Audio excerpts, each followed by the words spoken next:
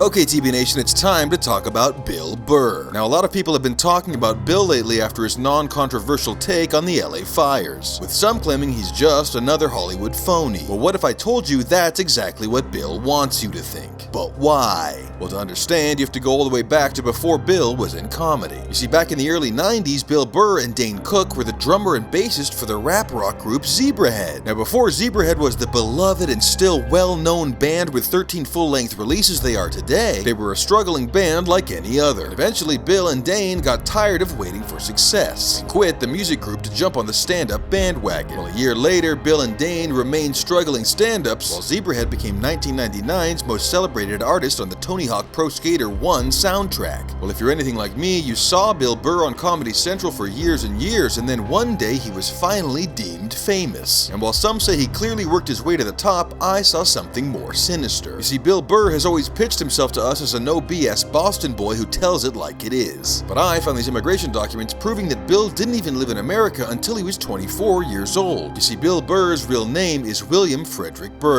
and he's from Hamburg, Germany. Now, from what I could find out about his real family, he comes from powerful oligarchs in Hamburg, but much like the true life story of Milli Vanilli, he had no interest in power or politics, but instead in American pop culture. So he moved to Massachusetts under the guise of being a foreign exchange student and adapted to his surroundings. If you listen to enough of Bill Burr talking, every once in a while you can hear his voice slip back into his original German accent. And that's why he's deleted over 20 episodes of his podcast after fans started noticing and questioning his vocal changes. But there's nothing wrong with being from another country, so why does Bill Burr hide from his past? Well, the truth is devastating. You see, after Zebrahead blew up into the band that continues to rock out to this very day, Bill began to regret his choice to leave the group, and that regret turned to bitterness when Zebrahead released their hit song Playmate of the Year. The song was just so incredible and timeless. Bill was crushed that he wasn't a part of it, and so Bill Burr turned to the dark side. And all we know about Bill during these strange missing years is that he went back home to Germany and endured some type of re-education camp. And by the next time the public saw Bill, he was somehow famous and now sporting a new shaved head look, reminiscent of his devious German ancestors. His transformation to becoming entirely evil was clear. William Burr had taken up his family's devious historical business of pushing addictive and toxic fast food on the American public. That's right, Bill Burr is pushing burgers on the American people in exchange for a 15-year contract with Netflix. And there's plenty more celebrities whose entire careers are based on secret fast food lifelong endorsement deals. How else could Nikki Glazer become so famous? And it's even rumored that these fast food chains transitioned from using snake meat to human feces in the year 2008. So silly Billy Burr is making big bucks off keeping the American public fat and sick.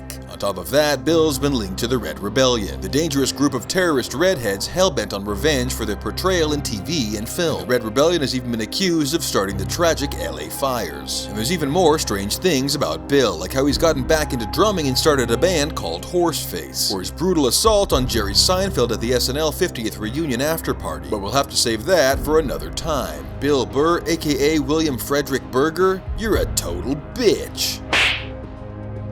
Okay everyone, if you're keeping up, our nuke accidentally landed on the South Pole, causing tidal waves around the planet and the rapid melting of vast ice sheets. We ran for the mountains, but only a few of us made it. For now, it's just me, one Egyptian dance instructor, a North Korean soldier, an Iranian terrorist, and an African rebel. It's as if we're some type of basic street joke. For now, we're clinging onto the rock face waiting for the water to subside. TB Nation, we're gonna need a miracle. It's time to pray for a wish.